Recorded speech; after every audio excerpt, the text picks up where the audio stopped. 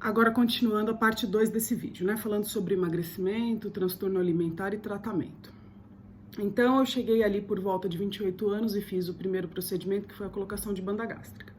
Eu tinha mais ou menos 96 quilos, eu coloquei a banda gástrica. Para quem não sabe, banda gástrica é como se fosse um cinto com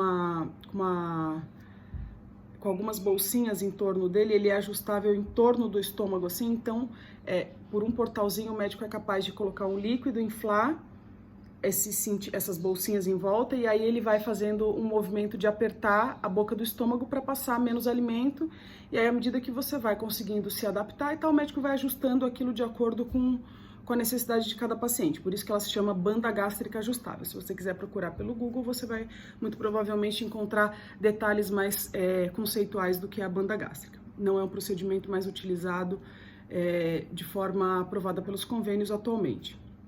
E aí, o que aconteceu? Eu fiz esse procedimento, comecei de fato a emagrecer e eu cheguei ali no auge dos meus 64 quilos mais ou menos. Só que eu estava praticamente desnutrida, porque a banda gástrica, como ela aperta o orifício, a cavidade do estômago ali, o começo, onde tudo, na entrada, eu não conseguia comer mais uma colher de arroz e feijão que eu entalava, eu passava muito mal.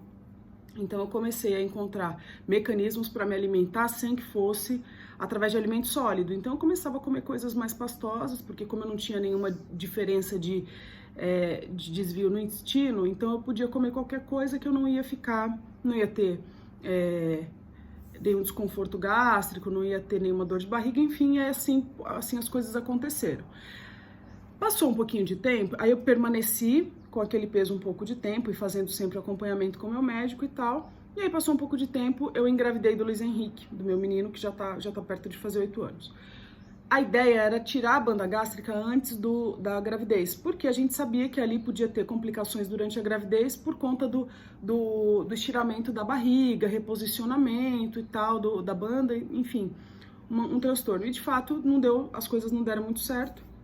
E eu tive Luiz Henrique. Foi uma situação que, assim, quando eu fiquei grávida, o médico tirou todo o líquido da banda gástrica e aí eu fiquei com o estômago com passagem normal. Quando eu fiquei com o estômago com passagem normal, o que aconteceu? Comecei a comer novamente compulsivamente e engordei muito. Nesse engordei muito, tive pré-eclâmpsia, tive diabetes gestacional, tive N problemas ali relacionados ao ganho de peso. Cheguei a 118 quilos no fim da gravidez do Luiz Henrique. 6 meses depois que o Luiz Henrique havia nascido, eu voltei no meu médico para a gente retomar o procedimento, só que a banda tinha se disposicionado do estômago por conta dessa situação de barriga, de gravidez e tal. Então eu não podia mais usar a banda gástrica da forma como eu usava inicialmente, para fazer os ajustes e tal, porque ela estava disposicionada. Então, o que o meu médico sugeriu foi assim: quando eu cheguei no consultório nessa data, 6 meses depois, eu estava com aproximadamente 110 quilos. Ou seja, eu estava com obesidade alta ainda e tal. Ele falou assim: olha, Dani, que a gente pode, de repente, tentar fazer, se você quiser, tirar a banda gástrica e fazer o bypass gástrico, que é a redução de estômago definitiva.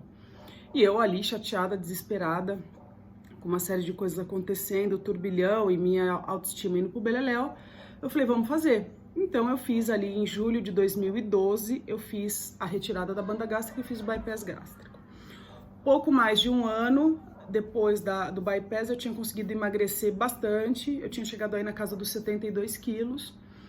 E aí tive altos e baixos, porque a gente se adapta, né, à banda gástrica, à redução, e em algum momento a gente volta a comer, a gente consegue comer quase que normal, e as coisas vão ficando fora de controle de novo, né, porque não há uma interiorização da mudança, ou um problema ainda maior, que é não o tratamento da causa raiz do problema, né? O que desencadeava aquele comer compulsivo, aquele comportamento todo bagunçado, né?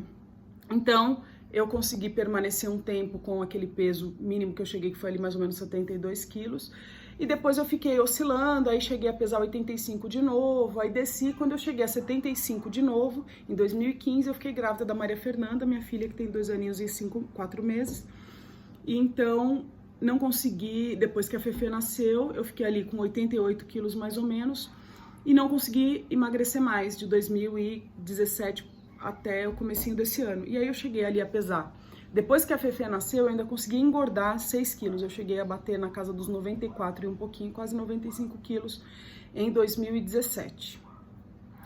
Então eu vim carregando e fazendo algumas tentativas, tentei solução medicamentosa com sibutramina, passei no endocrinologista que me fez uma fórmula caríssima,